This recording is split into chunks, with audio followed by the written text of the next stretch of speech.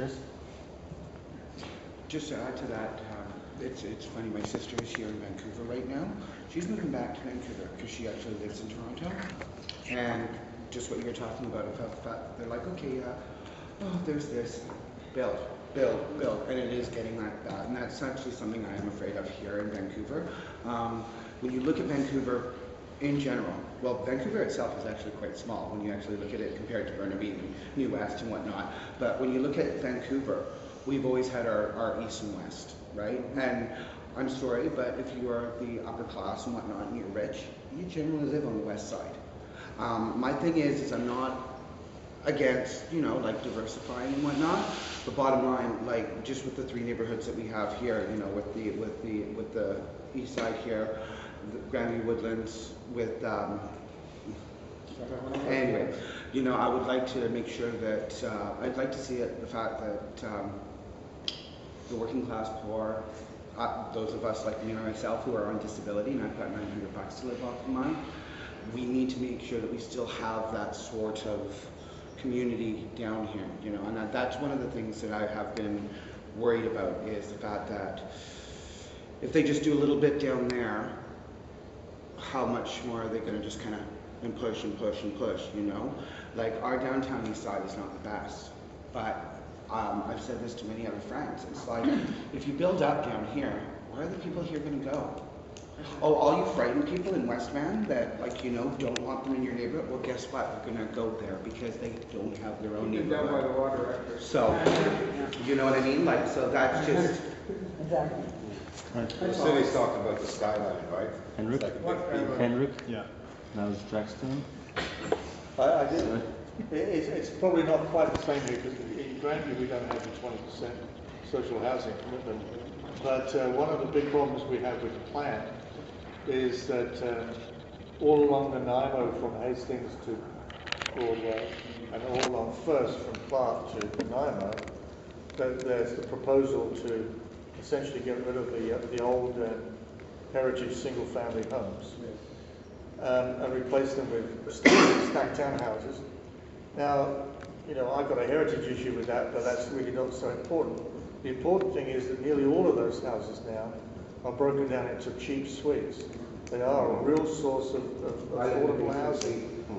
And you talk to planning and they say, yes, we have a one-for-one rule, right?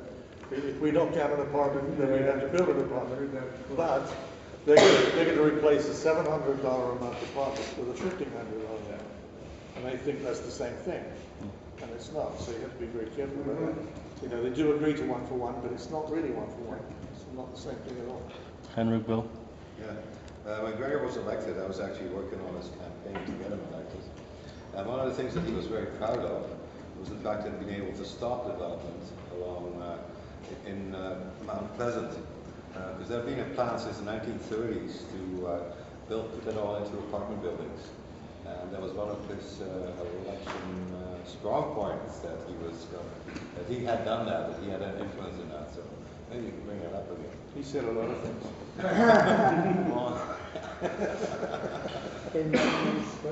Bill? I was just wondering what the laugh was on community gardens and stuff.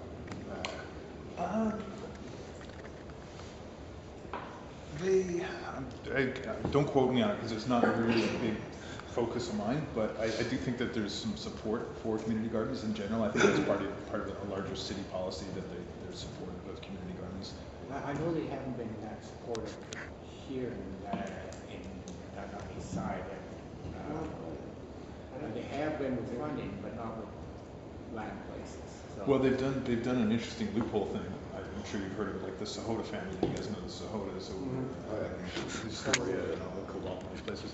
So the Sahotas had that lot next to the Astoria at Hawks and Hastings, and they got a big tax holiday on that entire parking lot because they put in the Soul Foods. And so they end up getting, I believe they get money back from the city because they get such a tax rebate. So instead of paying property tax, they actually get tax.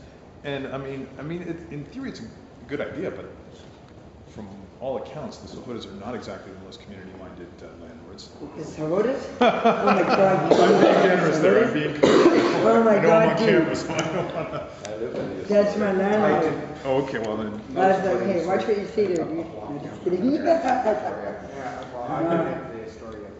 You did too, April did too, I think all of us went through the rats. I knew it the film. So. And the Sahotas, I wrote an article about the Sahotas one time.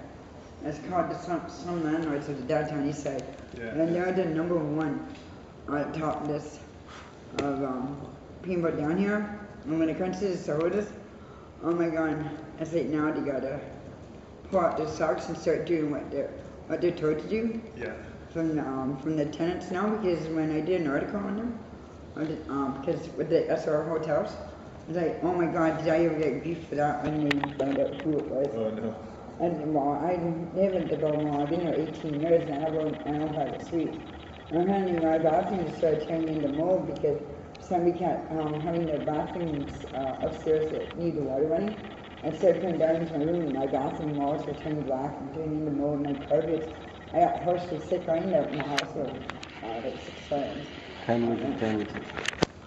Alright, go ahead. Yeah, about the Astoria and community gardens. And when they put that in, actually, there was quite a deflux of rats out of the building. Before they used to just stop the holes wherever the rats were undermining the pavement, right? Guys, And they would we push kind of in. at the lap right now. Yeah, no, but this has got something to do with it, okay? Okay. It's got to do with wildlife. This is my input. So yeah, I mean, like these are toxic sites, okay? And I think that Soul Foods is doing a good thing by actually, generating, like working with the replenishing the air and taking out pollutants and all that. There's a lot more that I could say about it, about the way that theirs is a market garden. But anyhow, we're using that site in the proper way. It would take forever to get all those pollutants out of there. But anyhow, the rats were digging in there, undermining the asphalt before, and the city would come by and just plug the holes, and then we get a garbage strike, like there's another one pending right now, right? So these rats would reproduce, and what a nicer place to move into than a wooden building that's half rotten on the foundation. They were all in the walls, they were running around the walls and the ceiling and this and that. They ate half of my stuff in my room, and the city wouldn't do anything about it, even though I told them about it, because the Sohotas would manage to always stay one step ahead of the game.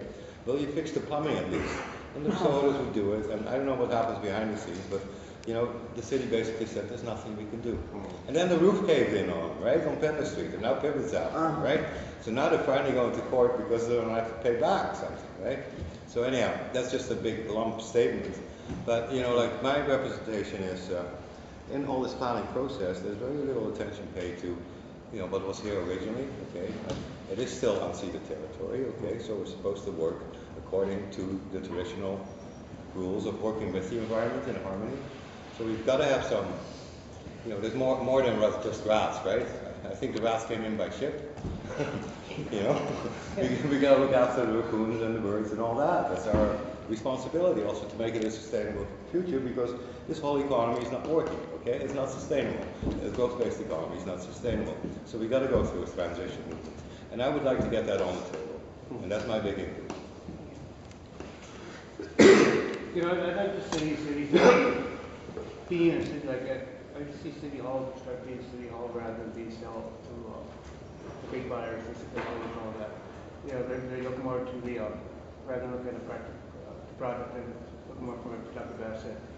And that comes with they don't look at the people when they're talking about zoning and all that. They're looking at the money.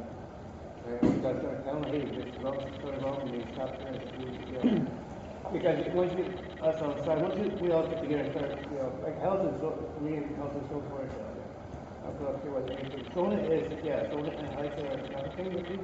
But right now for the downtown, east side especially, because the tickets are, as soon as I step outside, homeless down street, as worse than it's ever been.